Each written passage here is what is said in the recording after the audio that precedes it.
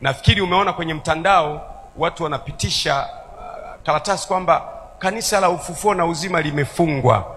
Hakuna wa kufunga kanisa la Mungu duniani. Si kweli, ni uongo, ni wahuni. Hawa wahuni, kale ka kikundi kanakoteka watu. Barua hiyo sio ya serikali. Serikali haiwezi kufanya hivyo. Serikali yetu ni nzuri, haifanyagi mambo kama hayo. Ni vile vikundi vya wale wahuni, vile vikundi vile vinavyoteka watu, hivyo vinasambaza mambo ya namna hiyo. Lakini sisi tutaliita jina la Bwana. Kwa hiyo tunaendelea na makanisa yetu yote zaidi ya 2000 yako online leo, na tuendelea na maombi kesho kutwa mpaka siku 7. Na tunamlilia Mungu kwamba jua la haki lizuke. Sawa sawa, amani tawale Tanzania, ushindi utawale Tanzania. Tunaombea watu wote